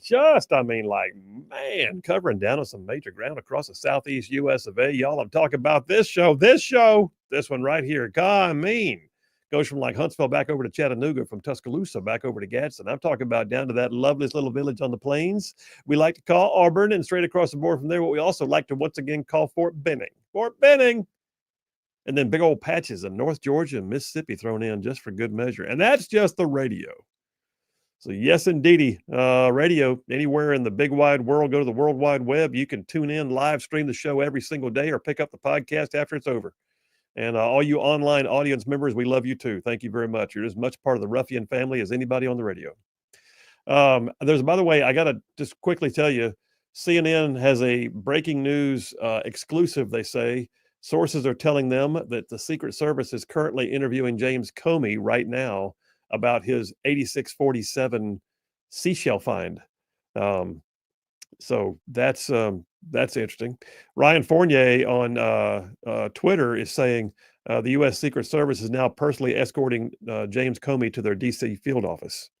I hope so. By the way, make him do a perp walk. Just make him have. I hope the press is rushing to the door so they can catch him on the way out and say, "Hey, former FBI director, what's up with all that?" What? And everybody else, like you mentioned Krasenstein, the guy with like over 1 million followers on X, posted the same thing with the pool boss. Yeah, they came arrested too. Yeah, listen, yes. Can you imagine if Republicans did that with Joe Biden? Any sort of, oh, well, we only meant 86 to get him removed from office. No, like people would be getting perp walks like that. It's if the roles were reversed, nobody would take the crap of, I didn't know what I only meant remove him from office, not eliminate him. Like it's total bullcrap. You're full of it. I saw somebody trying to say that this is no different than Republicans used to say, let's go Brandon. Yes, it is. Yes, it is. It absolutely is. We're not asking for anybody to murder the president. That's exactly right. Mocking and calling out is a whole lot different than saying, by the way, let's go ahead and take that guy out. No. All right, I jump back on topic. I'm in this section about the Great Middle Eastern Tour. I wonder what y'all's thoughts are on this. By the way, I was almost taken aback by the level of pomp and circumstance. Like I've got this one article here that talks about the things that the various countries did between Saudi Arabia, the UAE, and Qatar. You had like when Trump arrived in Saudi Arabia, had a lavender purple carpet. And that's also a big deal. It's a sign of royalty. His arrival in Saudi airspace was flanked by an escort of F-15 fighter jets. He walked the lavender carpet from the plane. It was flanked by Arabian horses, guards in regalia, a live band. He was greeted by the Saudi crown prince himself. And then they had what's called a coffee ceremony, which is a very big deal. Trump doesn't even drink coffee, but he made sure I know what this is like. I had to drink tea with the warlords in Afghanistan, and after a while, you just don't want it. But he did everything. They had an extravagant, state dinner. By the way, this is also a big deal because it's kind of been traditional for U.S. presidents to take office, and their first state visits are either Mexico and or Canada. Nope, not this time. Trump said, I'm going to the Middle East because we had a lot of work to do over there. And then he went down to Qatar. Holy cow. Similarly, he had a red carpet arrival. And then, there's all the talk about the Boeing 747 Qatar wants to give him. There's some talk about whether that was actually promised during the Biden administration. It's now coming out. Wouldn't that be a hoot? I'd love to know more. But one of the interesting dynamics of this, though, is Democrats have no idea what to do with this. In fact, some of them are saying, wow, that's just like, wow. Rob Malley, a former special envoy to Iran under the Biden administration, said, it's hard not to be simultaneously terrified at the thought of the damage he can do and yet awed by his willingness to brazenly shatter so many harmful taboos. What he's basically saying is Trump ain't afraid. That's a Democrat. How about one of Biden's former staffers said, "I wish I could have worked for an administration that moved that quickly." These are Democrats saying this. We have who was this? Ned Price, a former State Department spokesman in the Biden administration, said he does all this, and it's kind of like silence. It's like met with a shrug. He has the ability to do things politically that previous presidents did not because he has complete, unquestioned authority. Well, guess what? That means your guy didn't. How about that? On and on and on. We got reactions from Democrats that indicate that they are clearly taken aback by the depth and the level to which Trump is able to take this Middle Eastern tour to go places. New York Post. I hold it here in my callous former paratrooper hands. New York Post has a headline that says, "Brain dead Biden could never have pulled off Trump's show-stopping Middle East trip, and the Dems admit it." How's that for a clickbait title? President Donald Trump's show-stopping trip to the Middle East, it says, complete with lavish welcomes, diplomatic breakthroughs, and business deals worth an estimated $2 trillion. Good Lord. Have left even Democrats favorably comparing him to former Joe Biden, whose cognitive abilities and lack of stamina are being blamed. And the article points out, I mean, you had literally Biden calling a lid on his day at 2:30 in the afternoon. At home, not abroad, at home. There were, how many, did we see Biden go? Yeah, he did. Biden went to, I think it was an EU conference, either NATO or the EU or something, and he didn't even show up for the group pictures. They just took the picture without him because I guess he was still napping. We don't know. And there was one too where he kind of showed up late and they put him in the back. Oh yeah, like the U.S. president in the back of a picture in NATO. Yeah. Some of the things that have happened on this trip, though. Trump announced that he would drop all U.S. sanctions on Syria, and he actually met with the new interim president, Ahmed al-Sharaa, and encouraged him to join the Abraham Accords and recognize Israel. That's Syria. Now, that guy is not necessarily a good guy, but what Trump's trying to do is co-opt him while he has the chance to get in. Trump recognizes the enemy of my enemy is my friend. Trump also recognizes sometimes you're better off having an 80% friend than 100% enemy. And so what he's doing here is he's trying to get in with Syria while he has a chance. In Iran, he actually made clear the U.S. is not going to, in the Middle East, he announced, we are not going to allow Iran to have nuclear weapons. But he said he would work on a peace agreement with Iran if they would come to the table. In Saudi Arabia, he got $600 billion of investment promises from the Saudi leaders. He inked the largest defense sale agreement ever in history of the world, a $142 billion defense sale agreement. He asked the Crown Prince to recognize Israel in Abraham Accords, and he laid out his vision for the Middle East. In the UAE, he signed the U.S.-UAE deal with Sheikh Mohammed bin Zayed bin Sultan Al Nahyan, that's the leader, including $14 billion with Boeing and $4 billion to develop an aluminum plant in Oklahoma. It goes on and on and on. He goes to Qatar. He made a deal with the Emir in Qatar to purchase the largest order of jets in Boeing history, amounting to a $160 billion order. My gosh. It just literally, it's like if you had a counter and it was going ka-ching, ka-ching, ka-ching, ka-ching, ka-ching, ka-ching, it would sound like a jackpot, like a lotto or something going off. In one trip. In one trip. That's in 4 days. And also offering himself up to go to Turkey if Putin and Zelensky were to meet and to go back and do he's everywhere. It's just nuts. It's nuts in a good way. It's also a clear indication what we've been missing for the last 4 years. And I do believe, by the way, I say this with all sincerity. I think the last 4 years, politically, culturally, I think it sucked. I think we hurt. I think a lot of I think we were damaged in some ways. But I also believe that the last 4 years brought us a different Trump than we would have had even if he had been elected in 2020. I think the 2020 election would have brought in a Trump that didn't have near the level of game on resolve that he's got right now. I mean, would you? I would agree with that. Yeah. Like hitting the ground running hitting the ground running, but he's got like a different level of passion even. It's almost like he had 4 years to get revved up. I think all the stuff. And pissed off. Yes. Yeah. I mean, I think he maybe needed some time to assess some things he could do better in his second term. Instead of, I think if he was just reelected right away, he could have just continued what he had been doing, which wasn't necessarily bad, but I don't think it would have been this level like it is at right now. No, I think there's this like momentum right now. Plus, he's got a different team. Exactly. I think that's a big part of it. I think it's a big part of it too. He put a team together that is like bar none, a bunch of type A's who are not afraid. Every one of them can speak to the camera when the time comes. Every one of them is willing to go game on. And every one of them, by the way, has been given a measure of authority and trust from him until you basically go and do it. Here's the plan. You like it? All right, go and do it. And, right now, everything he said he was going to do is being done. And I'll be honest, if he messes up, I'll call it out. I will. I promise you I will. I'll call balls and strikes. But right now, all I'm seeing is the man's throwing strikes.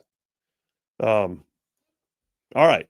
Listen, we're going to take a break right now. Last break on a Friday. We'll take that break. We'll come right back. I'll take some text messages, and anybody want to call in, you're welcome to it. 833-687-4448. That's 833-68-RIGHT. Y'all stay tuned. We will be right back.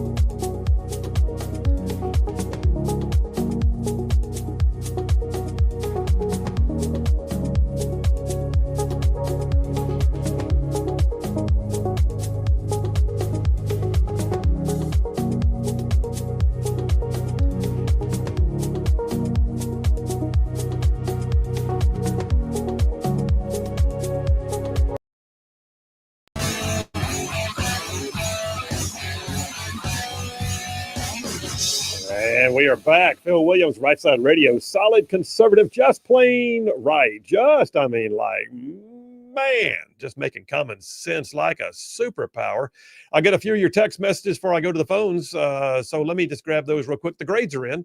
John from Huntsville has the grades today. He says JP was so close to making today's winner, but you had to make that negative comment about live golf because I live for live golf, he said, and it's way more exciting than the PGA, so you get an okay A-, which means today's co-winners are the magnificent Phil Williams and the wonderful Senator Katie Britt, with a perfect A++ for their absolutely brilliant performances. Congratulations, and stay weather aware tonight. How do you feel about that? It's amazing the things that like listeners hone in on. I completely forgot I even made that comment about live until John brought it up. Lynn from Tanner, Alabama says, could you imagine if Kamala Harris had been the one to go over there? She would have been lucky if the Crown Prince even got her an Uber. That is so funny. That is hilarious. JT from Lacey Springs says Trump's being received as an ally and a leader versus a plane load of jackassery. Yes, indeed. Yes. Jay from Legtown says, I'd like to think Trump only shook every right hand in the Middle East. Yeah, I understand. We're not going down that road, but yes, I understand what you mean. I'll tell you about it later. Jay from Hartsel says, Trump, the Middle East gets it. Why can't the Dems? It's too much for him, man. Joe from Indiana. This is our other Indiana guy. Joe from Indiana says, wasn't there a book about how to kill W? Yeah, there was a lot of stuff like that. It was wacky. And then Scott from Athens says, ignore the courts. Federalist 78 and 81 warned us about rogue judges. I hear you. Let me go to the phones. Jeff Rowe from Indiana. Hey, buddy, how you doing? I'm doing pretty good. Except I had a little bit of scare there a while ago. What's that? Almost lost control of this big rig. Were you on wet roads or what happened? No, I was going down through there, and this car came out of a entrance ramp there, and it had a Harris Biden sticker on the back of it, and I laughed so hard I just about lost control. Okay. It's just like Bill Engvall said, here's your sign. Yeah. Well, they're still out there, and they're still proud, I guess. At least some of them, anyway. Yes, they are. What do you think about the stuff we've been talking about today? We've covered Trump batting cleanup. We've covered James Comey doing 8647. We covered the Great Middle Eastern Tour. What do you think? Yeah, I think Trump in the Middle East there. He's doing good work. I mean, that's the region I think we have to be. We have to get them at peace with. Just like when the Abraham Accords and everything, we got to bring them back to that. Got to stop the Iranians from doing nuclear, and they have to make them believe that that they can't do it, or otherwise they're not going to exist. Yeah. And I'm hoping that he can persuade them to do that, because, like I say, it's a religion to them. It's more than just something they want to do. It's like that's what they think they're supposed to do, religiously, basically. Yeah, and I look at it too, and there was such zero respect for Joe Biden. As I was working on the show, it dawned on me, and I looked it up real quick to remember. In March of 22, the Saudi Crown Prince wouldn't even take Joe Biden's phone call. It was that bad. And then now we're seeing, the welcome of kings, and the Crown Prince himself escorting Trump to and from the plane. It's really amazing where we've gone just in the last couple of years. Well, yeah, I mean, right now I don't think Joe Biden's not invited on anything except for maybe The View. That's pretty much the only place you can get in the airplane. He's got to take Jill with him so she can tell him what to say. You know what? That was so sad too. I mean, it's like y'all are trying to make it better, and you brought Jill on because she has to be there to help guard his words and make sure everybody understands what he really meant. It's just. But here's the thing. I want to know when we're going to see some accountability. I'm hoping we are. All these tell-all books and everything coming out about the Biden administration covering up. I'm thinking, you know what? If we're going to say this is really a story now, then the other story needs to be somebody needs to get called in and answer the mail on some of this stuff. Yeah, all these people that took up for Biden, was just basically watching the train wreck, and now saying that they were duped into this and everything. How much credibility or how much intelligence would these people have to have if they're actually telling the truth? And you're a reporter and you're seeing this thing in plain daylight, and you can't see this going on whenever a fifth grader could find out? Well, Jake Tapper was one of them. For? I watched a video montage of Jake Tapper shutting people down. Like one of them was Laura Trump saying, we're concerned about his mental acuity. And he shuts her down and says, oh, you're making fun of a man who has a speech impediment. And he shut off the interview. I mean, and now he's writing a book. Like, okay, you were the problem. Let's write about the problem. Like, did you include yourself in there? Yeah, I mean, you know, if Jake Tapper's telling the truth, I'm worried about his mental acuity. That's how bad it is. It's something. It's something to watch. Hey, real quick before we go, what do you think about James Comey and his 8647? He's being apparently, the story is that he's being questioned right now by the Secret Service. What do you think? I think they need to put it on him because he's a snake from way back. So I just happened to walk on the beach and there's 8647 on there. I don't know how that got there. I'm just hoping that he did it somewhere where there was cameras maybe watching and can show him actually doing that, so you can't, you know, deny that he's the one who put him there. Well, and I tell you what, I hope the press is waiting outside the building when he comes out. I hope that they are shouting questions at him and he's not able to get to his car without having to deal with the press. Because are you kidding, Phil? Unless Fox shows up, he's not going to get pressed on nothing. Well, he's like 6'6", so he can't hide. We know. I don't know where he is. Well, CNN and MSNBC is not going to be asking him anything. I guarantee you that. No, probably not. All right. Listen, man, I know we got bad weather in some places, so you be careful on the road, and we appreciate you, man. We'll see you on Monday. All right. All right, buddy. You have a good one. All right. Saturday and Sunday, so it's a good one. Hey, that's a real good one. All right. Good enough. All right, man.